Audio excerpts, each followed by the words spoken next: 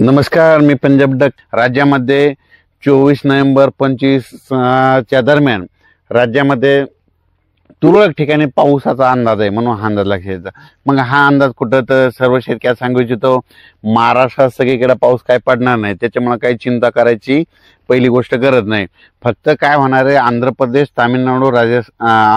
तामिळनाडू, कर्नाटक, तेलंगणा आणि केरळ या राज्यामध्ये पाऊस पडत असल्यामुळे त्याच्या सीमालगत कोणते जिल्हे आहेत, मग एक सांगली जिल्हा, कोल्हापूर जिल्हा, सातारा जिल्हा, सोलापूर जिल्हा, पंढरपूर जिल्हा, पुणे, त्याच्यानंतर इकडं धाराशिव ह्या पट्ट्यामध्ये काय होणार आहे, मग 24-25 तारखेला तुरळक ठिकाणी थेंब येणार आहे, कुठंतरी थोडाफार पाऊस पडणार आहे, सडा टाकल्यासारखा, असा खूप काय मोठा पडणार नाही, त्याच्यामुळे काही चिंता करायची गरज नाही। कोल्हापूर, सांगलीकडे, साताऱ्याकडे तिकडे पाऊस पडणार आहे, तिकडे पेंडोलचा पाऊस पडणार आहे, म्हणून हा अंदाज लक्षात घ्यायचा। आणि द्राक्ष शेतकऱ्याने तुम्ही तुमचं जर फुलामध्ये तुमचे द्राक्ष आले असतात तर तुम्ही काळजी घ्या, कारण की 24-25च्या दरम्यान तुमच्या इकडं रिमझिम स्वरूपाचा थेंब असा पाऊस येणार आहे, म्हणून हा अंदाज लक्षात घ्यायचा।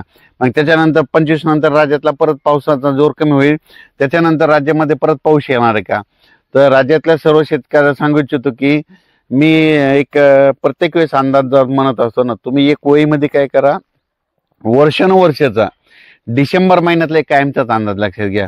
दरवर्षी आपल्या महाराष्ट्रामध्ये 2 डिसेंबर ते 7 डिसेंबर दरम्यान, म्हणजे किती 2, 3, 4, 5, 7 डिसेंबरच्या दरम्यान महाराष्ट्रात जितके विभाग आहेत तितक्या विभागापैकी अर्ध्या विभागात मात्र दरवर्षी विजेच्या कडकडाटाचा पाऊस येतो, हे कायमचं लक्षात घ्या।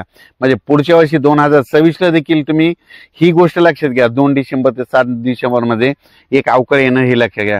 तर मग तसा मग आता ह्या डिसेंबर मध्ये लागताना एकदा एक अवकाळी येणार आहे, तर तुम्हाला एक सांगू इच्छितो, मग ते पाऊस कधी येणार आहे, तर मग ते पाऊस काय होणार आहे, 29 तारखेपासून राज्यात ते पाऊस येईल, पण ते काय होईल, छत्तीसगडकडे जाणार आहे।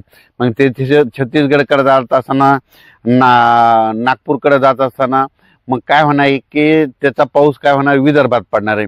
मग विदर्भात पडत असताना तुम्हाला एक सांगू इच्छितो काय होणार आहे, चंद्रपूर जिल्हा, यवतमाळ जिल्हा, नागपूर जिल्हा, भंडारा जिल्हा, गोंदिया, त्याच्यानंतर इकडं छत्तीसगड, मध्य प्रदेशकडे काही पडण, त्याच्यामध्ये अमरावतीकडे, अकोल्याकडं ह्या पट्ट्यात पडत पडत उत्तर महाराष्ट्राकडे मग ते काय होईल, 28 तारखेपासून ते 2 डिसेंबरच्या दरम्यान मग उत्तर महाराष्ट्राकडे नंदुरबार जिल्हा, धुळे जिल्हा, जळगाव जिल्हा ह्या पट्ट्यामध्ये काय होईल, मग संभाजीनगरच्या काही भागामध्ये मग 29 तारखेचे 5 डिसेंबरच्या दरम्यान तुरळक ठिकाणी ते पावसाचा अंदाज आहे, म्हणून लक्षात घ्यायचा।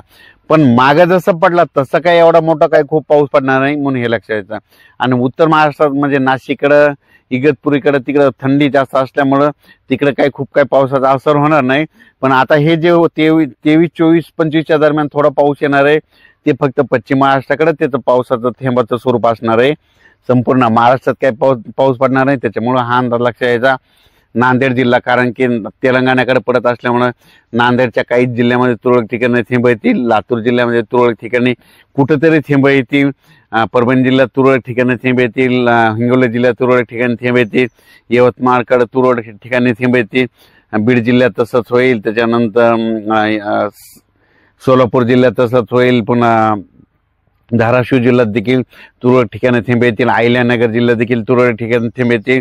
फक्त पाऊस चांगला कुठं पडणार आहे, मग कोल्हापूर, सांगली, सातारा आणि पुणे त्या पट्ट्यामध्ये चिपळूण त्या भागामध्ये थोडं पावसाचं वातावरण असणार आहे, गोव्याकडे जास्त राहणार आहे, पणजीकडे राहणार आहे, म्हणून हे लक्षात। पण महाराष्ट्रात असं मग सगळीकडे असा नुकसान होईल असा काही पाऊस पडणार नाही, म्हणून सर्व शेतकऱ्यांनी हा अंदाज लक्षात घ्यायचा। त्याच्यानंतर काय होणार, राज्यात परत हे 5 डिसेंबर पर्यंत राज्यात वातावरण खराब राहील आणि परत पुन्हा एकदा तीव्र थंडीची लाट येणार आहे, याचा देखील अंदाज आपण परत पुढच्या अंदाजामध्ये दिला जाईल। धन्यवाद।